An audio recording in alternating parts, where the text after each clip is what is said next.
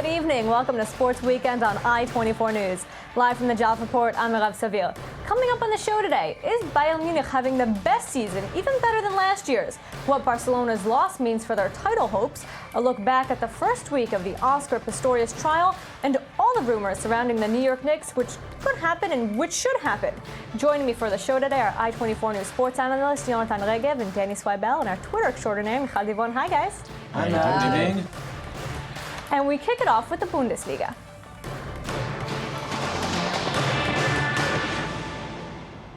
After two impressive victories, one of them 4-0, the other 5-1, Bayern Munich didn't show any signs of slowing down and won again yesterday under their impressive 6-1 performance against Wolfsburg. After this latest W, Guardiola's unbeaten team has 23 points more than the runner-up. Here's more on their dominance in the Bundesliga. Bayern Munich's theme lately has been the overwhelming domination and humiliation of their rivals. Last week, the Bundesliga champions beat Schalke 5-0, and this week their victims were Wolfsburg, which are still trying to book their spot in next year's Champions League. The match began poorly for Bayern as Naldo scored in the 17th minute, giving Wolfsburg the surprising lead. However, the lead didn't last for long as 10 minutes later, Xherdan Shaqiri leveled the score to 1-1, a result which remained till half-time. The second half proved to be much more impressive for Bayern as the Red Machine started to give its groove back. 63 minutes in the match, Thomas Müller scores after a fine effort, gaining the lead for Bayern. 3 minutes later, Mario Mandzukic added one of his own, and it's 3-1 for the Bavarians. Only 5 minutes afterwards, Frank Ribéry joined the party, scoring after a great assist by Arjen Robben. 78th minute, and Robben adds another assist to his account, crossing a great pass to Moller, who heads in his second goal of the match. And last but not least, in the 80th minute, Müller surpassed the Wolfsburg defense, providing the pass to Mandzukic, who scores his second goal in the match as well. With 16 consecutive wins, Pep Guardiola's men shattered a record set in 2005 by Bayern Munich themselves.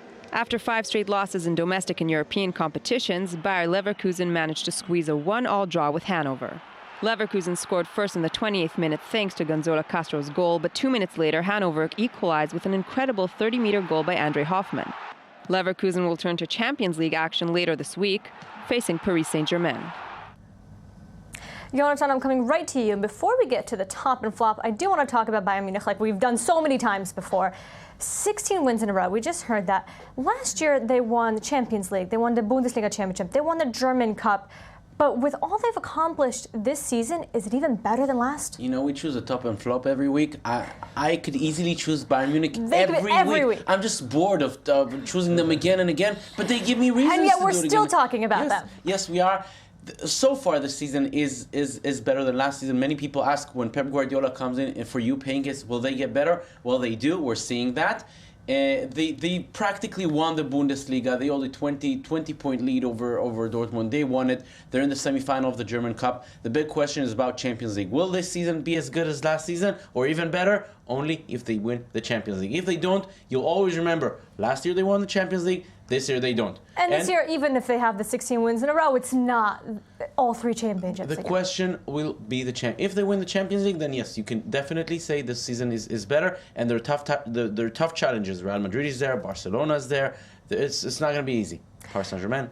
And moving to your top and flop, we're starting with the top. Juventus gave themselves an extra cushion at the top of Serie A. Juventus are very, very good. They were not very successful in the Champions League, but in Italy, they're very, very good. They hold a 14-point lead over Roma at the moment. Yes, with 2 games in hand, but still, even if Roma wins it, they're playing at Napoli right now. I'm not sure they're going to win it. And even if they do, the gap is going to go down to 8. Juventus, very, very impressive. And they're at least very in the dominant at home. Exactly. I think they won 14 straight home games. They're undefeated so far this season at home. That's an Italian record, and they're very good. The Juventus and the whole Italian football is not very impressive on the European level, but back at home, they proved it against the big teams, against Roma, against Juventus, against Milan, which is a big name, even if they're not going through a great season, they always win. And they're not playing around. And moving to your disappointing team of the week, Barcelona, they failed to score for the 3rd time in La Liga play. Very interesting story what is happening with Barcelona ever since Leo Messi returned. They lost the third time in 6 games. everybody in Barcelona knows that in order to win the championship in Spain, it's not the Clásico against Real Madrid or this season against Atletico Madrid that determines it. Last season, Barcelona were the champions, even though in the direct clashes with Real Madrid was far better, but Barcelona always took the points against the small teams, against teams like Levante, like Almeria, teams, those are the places where Barcelona is losing points this season, and Real Madrid is taking the seasons. That's why Real Madrid, who's about to win right now, is holding a 4-point lead over Barcelona. Jonathan, thank you. And Michal, a lot of Barca fans always have something to say, so what are they saying this time around? Being kind of brutal and kind of crazy, but let's just go to our first tweet. So this Barca thing is crazy. The fans are going crazy. The board is going crazy. The players are going crazy. Everyone is going crazy, and this is And true. what's happening on the field is a little bit crazy. It's a little bit crazy, but you know what? When expectations are so high, of course disappointments are going to be as well. People are expecting them to play as good as they used to 4 years ago, but guess what? Their players are aging. It's not happening. What can you do? Also, fans are finding it hard to think of anything as bad. Even the Bayern Munich defeating them in Europe last season doesn't come close to what they're feeling now. And what is next this tweet? next one? All right. Some Barca fans need to learn to have patience like Arsenal fans. No trophy for 8 years. Still believe in Wegener. Chill. Believe in Tata. You know, anytime Barca loses, people keep saying, Tata out, we miss Pep.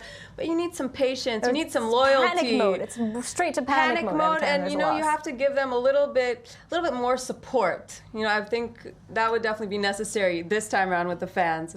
And do we have anything else? So we have one poking fun at Messi, which is kind of hurtful, but it's so funny we have to show it.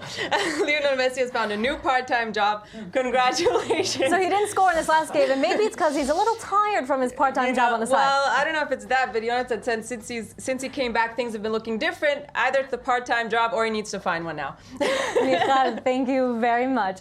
And now we move on to our sports news in brief. 12 days after the Winter Olympics ended, the Games have returned to Russia as the Winter Paralympics kicked off in Sochi. Like the previous Games, the Paralympics were tainted with controversy before they even begun, as numerous countries, including the US, the UK and Germany, decided not to send governmental delegations due to Russia's intervention in the Crimea Peninsula.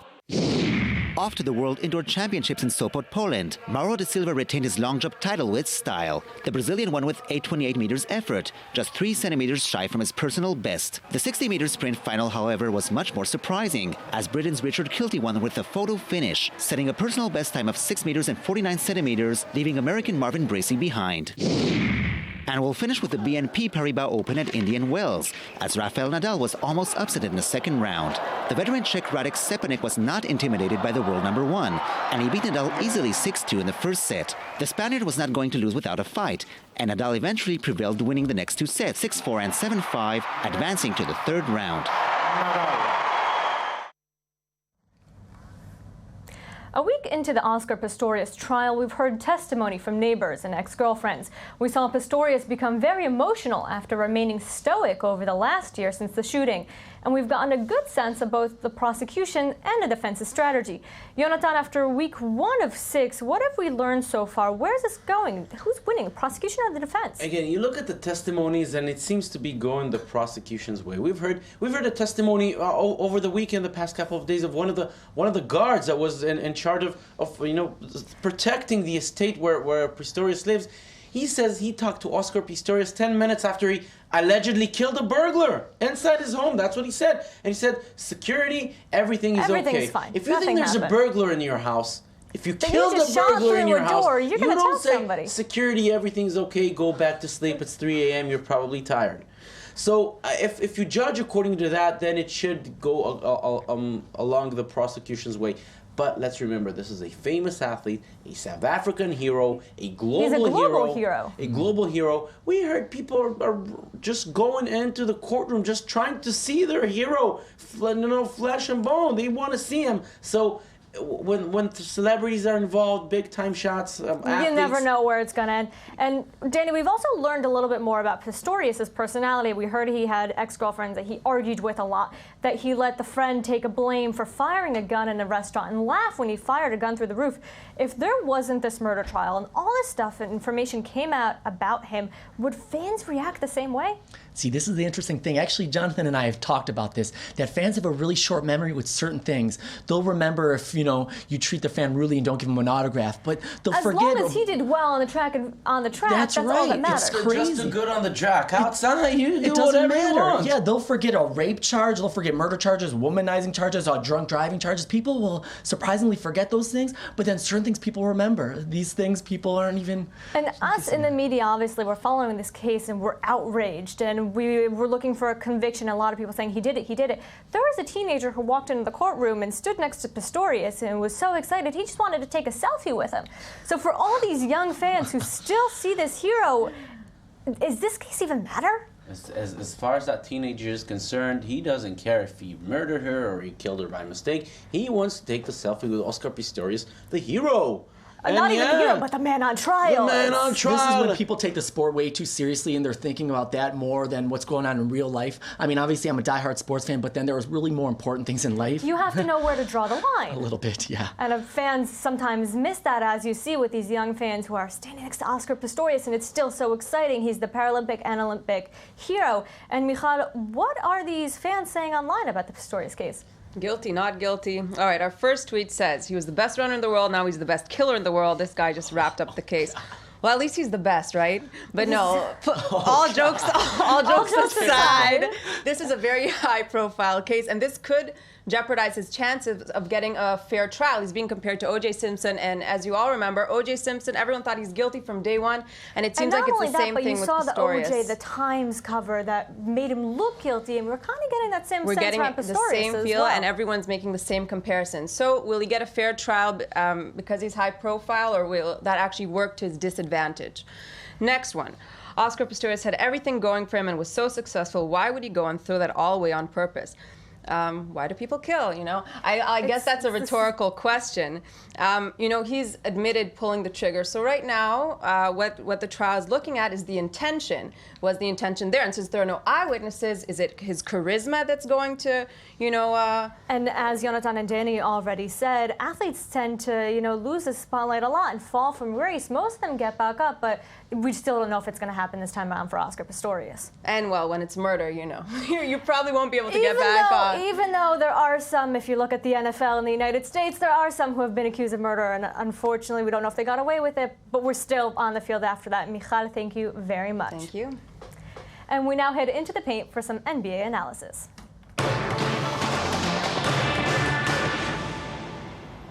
Joakim Noah is allegedly recruiting Carmelo Anthony to play for the Bulls. Tyson Chandler is making fun of other players' defensive skills, and Phil Jackson may be heading back to the Big Apple. There are enough rumors swirling around the New York Knicks to keep our Danny Swibel pretty busy. And Danny, which should we believe? Which should we want to believe? What's going to happen in New York? Well, Marav, after this segment, you're going to be very mad at me because Knicks, I have some things to say about them. They are terrible on so many levels. And now these rumors, this organization is a complete mess.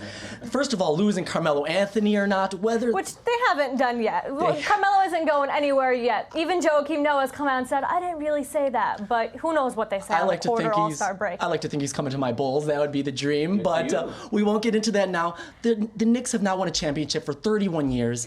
And they're going nowhere fast, so drastic changes are needed. And even they had an incredible season last year, and it's gone downhill since then. And all these rumors, they're beating their own dead horse. Yeah, and the thing is, all the locker room, there's been bad vibes, so they definitely, this whole Phil Jackson rumor turns out not to be so much of a rumor.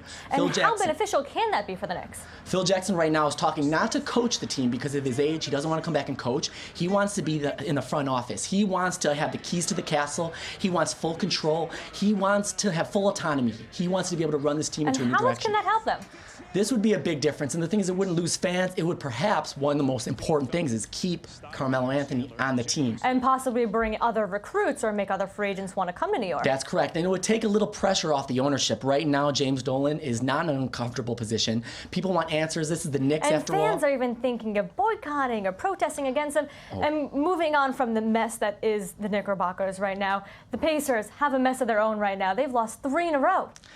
The Pacers have been playing like garbage, to be fair, but against very good teams, okay? They're still first in the East. They're though. still first in the East, but the thing is, but not by very But much. the Heat are very, very close behind. The Heat are so far behind. The Pacers are sweating as we speak right now.